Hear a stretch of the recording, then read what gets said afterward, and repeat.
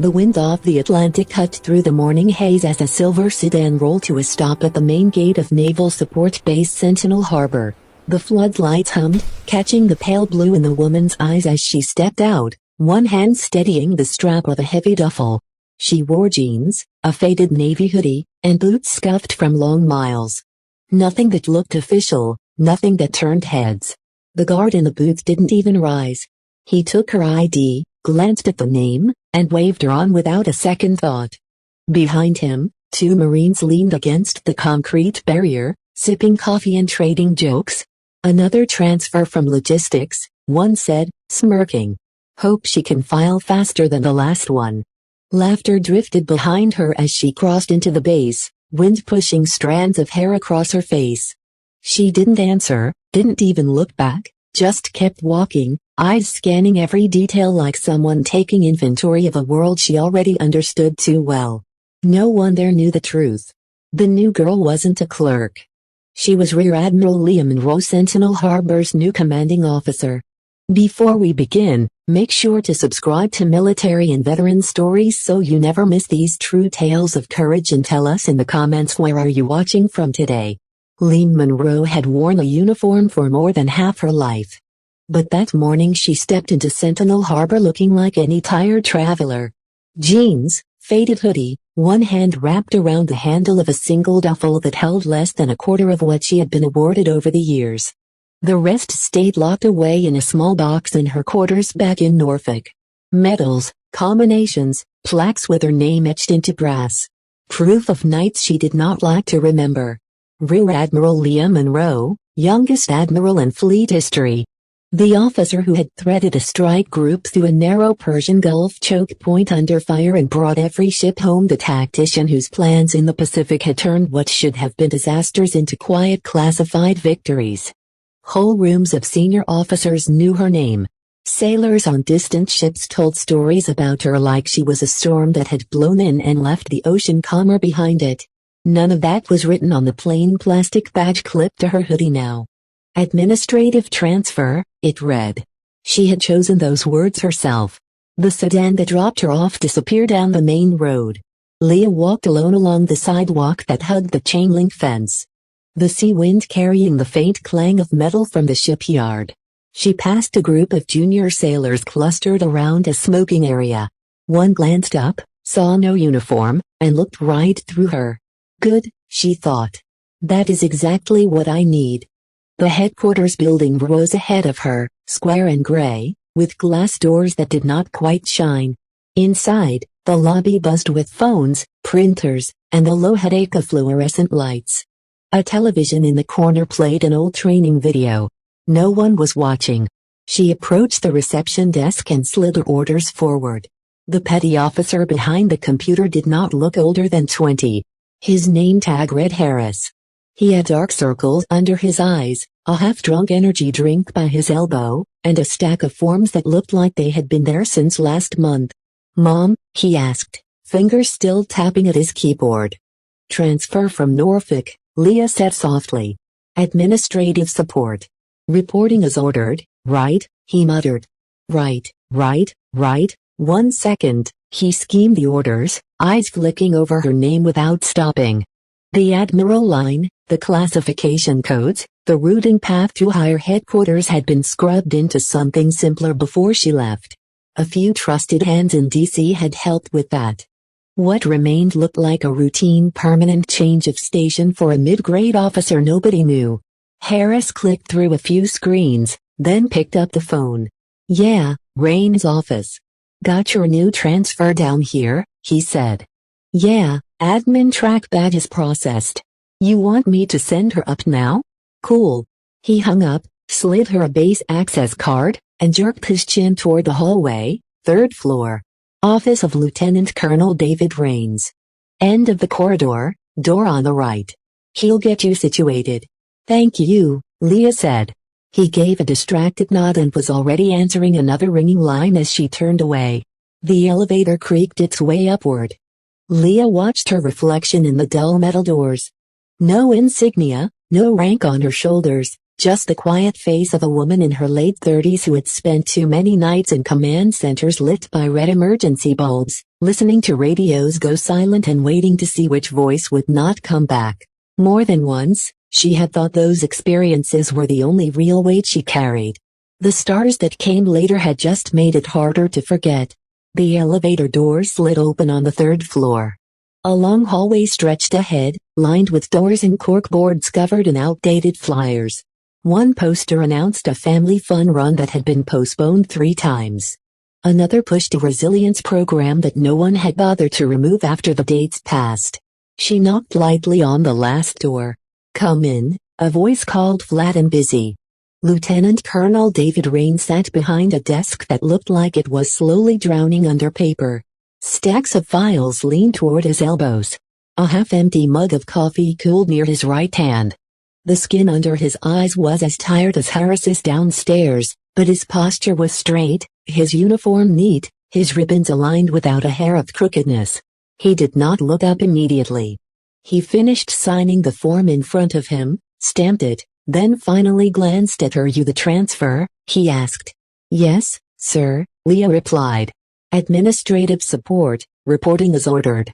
He skimmed the one-page version of her orders, not at once, and reached for another folder. "Monroe," he said aloud, more to the paper than to her. "All right, Monroe, welcome to Sentinel Harbor. You'll be working in the logistics office. They need bodies more than I do. Major Holloway will be your immediate supervisor." "Yes, sir." "You familiar with the new requisition system?" he asked, still not quite looking at her. "I have some experience with it," she said. If he noticed anything in her tone, he gave no sign. "Good. It is a mess," he muttered. "We are months behind on key items. The motor pool is angry, communications is half crippled, and hire is on my neck about readiness metrics. You can start by not quitting in the first month. Holloway is sharp, but she is running on fumes. She does not need another person who folds when the forms pile up." Leah let a faint, almost invisible smile touch her lips. "I do not quit easily, sir." This time he looked directly at her. For half a second, something like curiosity flickered in his eyes. It passed. "Logistics is down the hall, room 23, he said. "Report to Major Grace Holloway. She will show you the rest." She gave a crisp nod. It was not the sharp, practiced Admiral nod she had used in war rooms. It was smaller, more anonymous, just enough to fit the role she had chosen. The logistics office door stood open, voices leaking into the hallway. Leah paused just outside, listening. "Telling you, if we do not get those rotor assemblies this week, Cole is going to light this place on fire." Someone said he can get in Lime.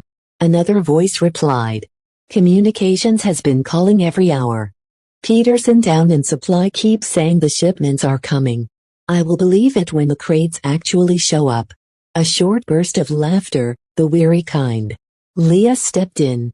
Rows of desks filled the room, each one occupied by a uniformed specialist or civilian clerk, wearing the same expression of controlled overwhelm. Computer monitors glowed with spreadsheets and tracking systems. Phone lines blinked with calls on hold. Boxes of unfiled forms lined the walls like sandbags holding back a flood. At the center of it all stood Major Grace Holloway, late 30s. Hair pulled into a bun that had seen better mornings, uniform pressed, but the lines under her eyes etched by too many late nights staring at numbers that refused to add up. She held a tablet in one hand and a folder in the other, eyes moving from one workstation to the next with the intensity of someone juggling more balls than gravity allowed. "Mom," Leah said softly. "Administrative transfer. Reporting to you." Holloway turned, scanned the orders Rains had sent, and exhaled. "All right, Monroe," she said. "We are glad to have you. We lost 2 people to burnout last month and want to a promotion. So consider yourself thrown into the deep end." From a desk near the window, a sergeant leaned back in his chair and grinned. "Hope she can type faster than the last one, Mom," he said. "Or at least not cry in the bathroom on day 3, a couple of nearby clerks chuckled. One shook her head, not unkindly, but with the tired resignation of someone who had seen that story too many times. Holloway shot the sergeant a look that could have shaved paint off a hole. "Sergeant Briggs, "You want to run the incoming priority queue today?" she asked. "No, Mom," he replied quickly, turning back to his screen. Leah did not flinch. Her expression stayed neutral, calm. She had heard far sharper words thrown across steel decks in the middle of the night. The difference was that out there, the people throwing them usually understood what was at stake here. People were bleeding frustration into jokes because no one had shown them another way. "You can start over here," Holloway said, motioning Leah toward an empty desk. "Log in with this guest account until it processes your credentials. We will put you on inbound requisitions and tracking misrouted shipments. If you see something that makes no sense, flag it. Do not assume it is your mistake. Odds are the mistake started 3 months ago." "Yes, Mom," Leah said. She set her duffel down beside the chair, slid into the seat, and let her fingers rest lightly on the keyboard. The screen blinked awake, filling with lines of numbers and codes. Behind each one was a unit waiting on something they needed to do their job. She began to work. She did not complain, did not try to impress anyone with stories, rank, or clever comments. She listened. She watched the way Holloway moved through the room. The way Briggs muttered under his breath when a form bounced back. The way a civilian clerk rubbed her temples every time she opened an email from supply. Outside the windows, she could see the tops of cranes over the harbor. The silhouettes of ships at berth. Idle vehicles sat in a lot near the pier, a few missing tires, a few with hoods open to the sky. Delayed repairs, deferred maintenance. All symptoms of the same sickness. The base had slipped into something worse than chaos. It had slipped into complacency. Requisitions delayed, then delayed again until late became the new normal. Vehicles sidelined until no one remembered them moving. Communications patched together just enough to pass inspections. Morale so low that people stopped expecting anything better. And leadership so numb that they stopped noticing the expectations were gone. Leah saw it in the way people sighed before dialing a number, in the way they joked about the system like it was a weather pattern they could not change, in the way no one looked at the posters on the wall that talked about excellence and readiness. She had seen combat loss in the weight of real command. She had watched young faces disappear from the watch bill after one bad night at sea. She had signaled ships into danger and prayed her calculations were right. She carried those ghosts quietly the way she carried everything else here. No one saw any of that. To them she was a new girl at a cluttered desk. Another pair of hands thrown at a problem too big for anyone to name out loud. Leah preferred it that way for now. Quiet dignity suited her better than ceremony. Hidden authority gave her something brass on her collar never could. From this vantage point, she could see the cracks exactly as they were. And if she could see them clearly enough, she could decide where to start breaking the old habits before they broke the people who still cared. By the end of Leah's first week, Sentinel Harbor had shown its teeth in a way no war zone ever had. It was not loud. It was not dramatic. It was the slow grind of a place that had forgotten how to expect better. It started in a cramped conference room with bad coffee and worse air. She was there to sit quietly in the back, a stack of logistics reports in a folder on her lap. Holloway had sent her to observe the coordination meeting and take notes. The officers around the table shuffled their own folders without much enthusiasm. Captain Aaron Mills, operations officer, flipped through the agenda and frowned again with the new admin procedures. He muttered, "Every time we get a new batch of transfer clerks, the whole schedule turns to mud." The others chuckled. "They come in, rewrite the flow, then ditch us for some neat job at headquarters," another captain said. "Meanwhile, we are out here trying to guess which form to use this week." Leah sat against the wall, pen poised above her notepad, expression neutral. New transfer clerks. She had written the draft version of the readiness protocols they were complaining about in a windowless room 3,000 miles away. She had argued for simpler language, clearer priorities, fewer signatures. What had come out the other end once committees and edits and compromises finished with it was heavier than she liked, but still better than what they had before on paper. In this room, the words lived a different life. "Look at this," Mill said, tapping a line. "New deployment readiness codes, another clever idea from someone who has never had to move a unit in the real world." He laughed, and a few others joined in automatically. It was easier to mock a faceless author than to ask why no one at their level had been in the room when the system was redesigned. Leah's gaze drifted from face to face, tired, cynical, not malicious, not lazy, just convinced that nothing they said would change anything above their pay grade.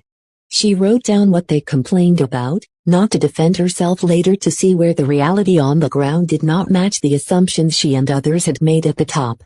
After the meeting, no one asked her opinion, no one asked her name. She slid out with the rest of the support staff.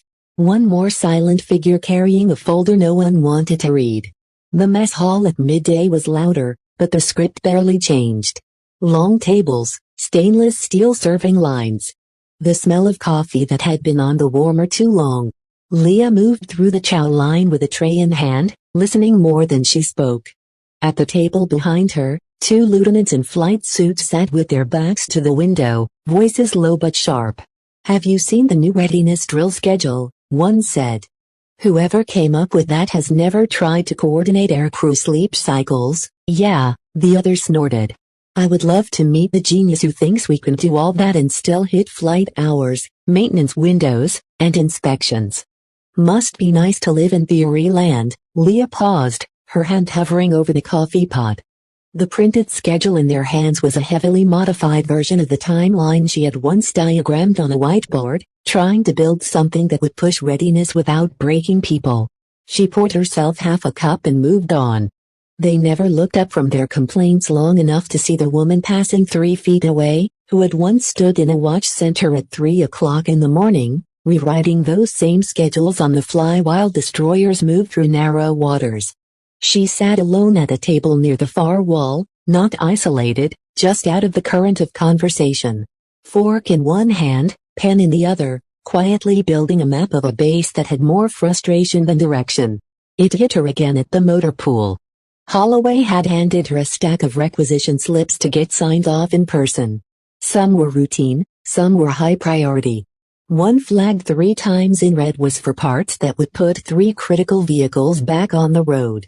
"Take these down to the motor pool and see if you can get someone to stamp them," Holloway had said. "If anyone gives you trouble, smile and wait them out." The motor pool smelled like oil, hot rubber, and old exhaust. Rows of vehicles lined the bay. Some elevated on lifts, others pulled apart with their components laid out like organs on metal trays. Staff Sergeant Riley Cole stood in the middle of it all, clipboard in one hand, grease streaked down his forearm. He barked instructions to his team with clipped efficiency. Leah waited until he finished chewing out a private for using the wrong torque setting before she stepped forward. "Staff Sergeant Cole," she asked. He glanced down at her badge, then at the forms in her hand. "Let me guess," he said, "more promises from logistics that the parts are definitely absolutely coming this time." "Requisitions to confirm," Leah replied calmly. "If we get these signed today, we can move them up the chain faster." He took the forms, scanned the numbers, and snorted. "I am not signing off on this," he said. "You clerks have no idea what it means when these vehicles sit. You want me to certify that we are good with parts we do not have so somebody up there can check a box and call it done?" He pushed the clipboard back at her. "You look new," he added. "Here is a tip. Do not touch fleet vehicles with your paperwork unless you understand what happens when they do not move. Rookies should not be the ones closing out these requests." There were a few smirks from nearby mechanics, the kind that say they had wanted to say the same thing for weeks. Leah did not let her expression change.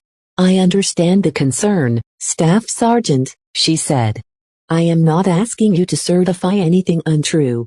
I am asking what you need on paper so we can stop pretending the parts are somewhere they are not." For a moment, his eyes narrowed as if he was trying to decide whether she was another obstacle or something else. "We need accurate status on back orders, not optimistic estimates," he said finally. "We need someone to stop letting supply mark things as in transit for 4 weeks. And we need leadership to understand that a vehicle sitting dead on the lot is not just a number. It is a mission that will not launch." She nodded slowly. "All right," she said. "Then let us start there," he grumbled, but took the forms again, this time making careful notes in the margins. refusing to let anything slide for the sake of convenience. On her way back through the office later, a clerk tossed a file onto Leah's desk with a little too much flair. "Here you go, Mom," the woman said, the word edged with sarcasm. "If you have figured out how to make the new system work, feel free to share with the rest of us mortals." There was laughter from the next desk over. Leah just smiled. "I will let you know when I am qualified for sainthood," she answered lightly. "For now, I will settle for getting these 3 units their replacement radios before the end of the month." She did not bite. Did not fire back with the kind of authority that would have frozen the room. She had done that before in other places with a chest full of visible rank to back it up. Here she needed something else.